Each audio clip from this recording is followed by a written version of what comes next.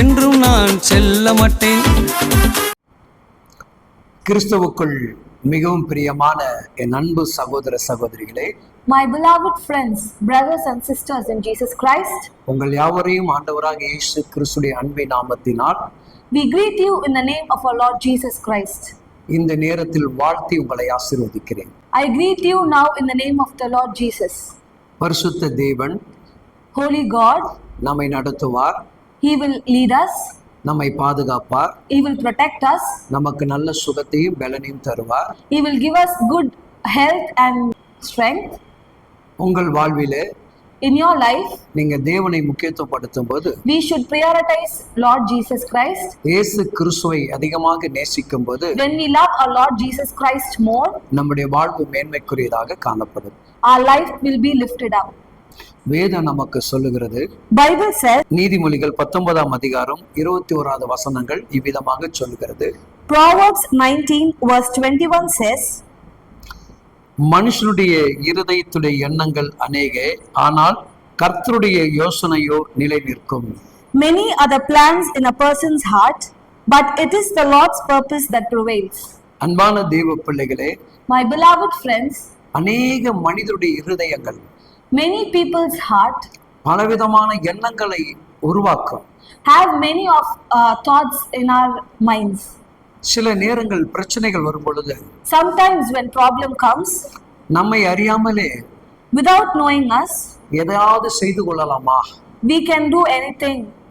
அந்த இருதயமானது Our heart, அப்படிப்பட்ட யோசனைகளை கொடுக்கும். we will think like that we can do anything like that. என் தகப்பனார் என்னை திட்டிவிட்டார், My dad scolded me. அதனால் நான் மறிக்க வேண்டும் என்கின்ற எண்ணத்தை உருவாக்கும். Because of that, I should end my life. என் மனைவி என்னிடத்தில் அன்பாக பேசவில்லை, My wife is not speaking to me kindly. அவளை எப்படியாவது கொலை செய்ய வேண்டும் என்கின்ற எண்ணம் இருதயம் பேசும். I should kill her somehow, like that her heart speaks sometimes. இது மனிதனுக்குள் ஏற்படக்கூடிய இனப்புரியாத ஒரு பாரம். This is the thinking that comes to a man's heart sometimes. ஆனால் But கர்த்தருடைய யோசனையை Lord's plan, தேவனுடைய சமூகத்தில் பொறுமையோடு கூட இருந்தால், when we be patient in God's place, பரிசுத்த தேவனிடத்திலிருந்து வரக்கூடிய ஆலோசனை, when we get plans from the Lord Jesus Christ, அவர் கொடுக்கக்கூடிய when He gives us, அந்த ஆலோசனை when He gives us informations, நம்முடைய வாழ்வில் மிகவும் பலனுள்ளதாக மாறும். our life becomes more strengthened. என்னை கேட்டுக்கொண்டிருக்கிற அன்பு சகோதரா சகோதரியே, Dear brothers in Jesus Christ, those who are hearing this, இன்றைக்கு நீங்கள் தேவனுடைய ஆலோசனையை கேளுங்கள். today please hear the message from the Lord. அவருடைய வார்த்தைகளை விசுவாசிங்க. Please believe in Jesus' word. பொறுமையோடு தேவ சமூகத்தில் காத்திருங்கள். Be patient in God's presence. உங்க வாழ்க்கை மாறும். Our life will be changed. என் அன்பு சகோதரா, Dear brothers, இதோ உன் வாழ்க்கையை முடித்துக் கொள்ளலாம் என்று எண்ணிக்கொண்டிருக்கிறார். those who are thinking to end your life, தேவன் உன்னோடு பேச விரும்புகிறார். God is speaking to you now. ஏன் உனக்கு ஒரு தற்கொலை ஆவி வர வேண்டும்? Why do you think of committing suicide? உனக்காக நான் மரித்து உயிரோடு எழுந்திருக்கிறேன். I have died for you and I have risen for you. இன்றைக்கு நான் உன்னை ஜீவனை கொடுத்து காப்பாற்றுவேன். Today I will give you life and rescue you. இந்த நெருக்கடிகள் மாறும். This unpleasantful situations will change. உன் பிரச்சனையிலிருந்து நான் உனக்கு விடுதலை கொடுப்பேன். I will rescue from all the problems.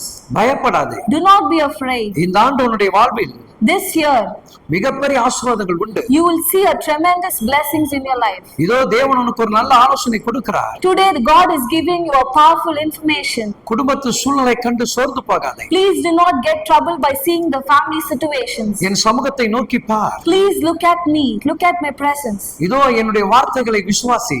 Please believe my words. நீயும் உன் வீட்டார் ரட்சிக்கப்படுவீர்கள். You and your family will be saved.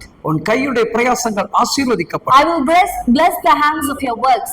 என்னை கேட்டுக்கொண்டிருக்கிற என் அன்பு சொந்த பந்தங்களே, Those who are listening to these words, my brothers and sisters, இது போல ஒரு சூழ்நிலையை மாட்டி தவித்துக் கொண்டிருக்கிறாயா?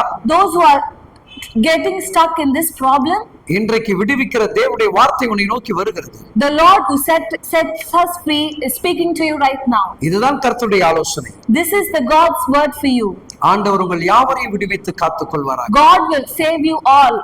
கர்த்தருடைய கிருபை உங்களை சூழ்ந்து கொள்ளட்டும். God's grace will surround you. Amen. Amen.